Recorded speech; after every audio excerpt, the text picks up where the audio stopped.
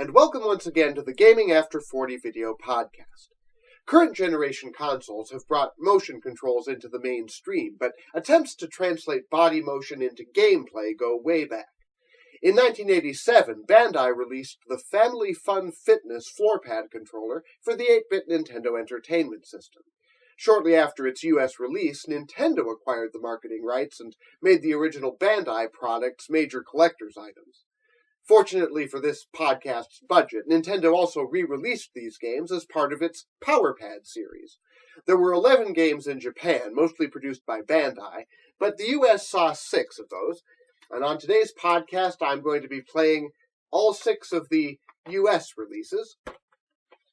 It's not going to be pretty.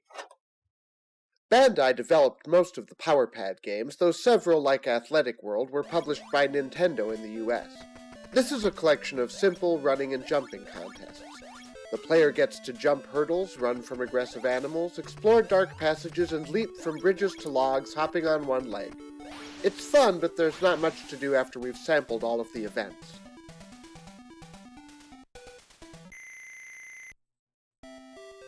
Dance aerobics is totally 80s, with an animated aerobic instructor who puts us through our paces with her scratchy, digitized voice. It's a genuine workout. I contend that no human being can do this thing with his or her leg. We can fake the game out by just stepping on the pad as required, but the scoring doesn't disqualify us for abject failure, and it's still entertaining to try to pull off the correct moves. I'm sorry you had to see this. The PowerPad isn't really big enough to accommodate 2 adults, but that's the intent of super team games. We can play against a CPU opponent, but that doesn't make the game any less frustrating. We have to run an obstacle course that includes such soul-destroying events as carrying a crab and walking sideways for what feels like hours, and pushing a huge rock. Sisyphus, we feel your pain.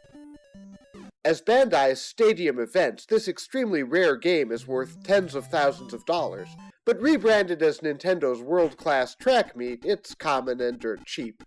This was the pack-in game for the PowerPad, and it's very simple. We run into the screen in simulated 3D, jumping as necessary to simulate a series of track events. It's easy to cheat at the long jump and triple jump by simply jumping off of the PowerPad altogether. I like motion controls a lot when they work, but Bandai's Street Cop demonstrates why many games still need traditional controls. It's not easy to get our valiant little policeman from one place to another. Simple actions like turning around and throwing a weapon require awkward, non-intuitive steps on the PowerPad. Please excuse some used cartridge Nintendo glitchiness here, which gives the impression the cops are armed with napalm grenades. Short Order / Eggsplode was the only Nintendo-developed PowerPad title. It's a fast-paced double feature that's a lot of fun in short bursts. Eggsplode plays like whack-a-mole, with exploding eggs that have to be defused by stepping on them. I had a great time trying to keep up. Short Order isn't as successful. It's basically a Simon-style repeat-after-me exercise, and we have to jump on 2 buttons simultaneously to add ingredients to a burger. It's too easy to misplace a jump, breaking the sequence and interrupting the flow of the game while we try to get back on track. Was the PowerPad a success? Well, like many video game peripherals, its time in the spotlight was relatively brief. The last official game came out in 1989, and by 1992, Capcom's Gold Medal Challenge didn't even see fit to acknowledge its existence. Still, Bandai has recently revived the PowerPad with the Wii Active Life series, and Konami's Dance Dance Revolution franchise certainly owes a debt to the technology. So it wasn't a total waste of two-sided, crinkly plastic. This has been the Gaming After 40 video podcast. Please vote for us on iTunes, follow us on YouTube, and check out the blog at www.gamingafter40.com. Thanks for watching. Come on!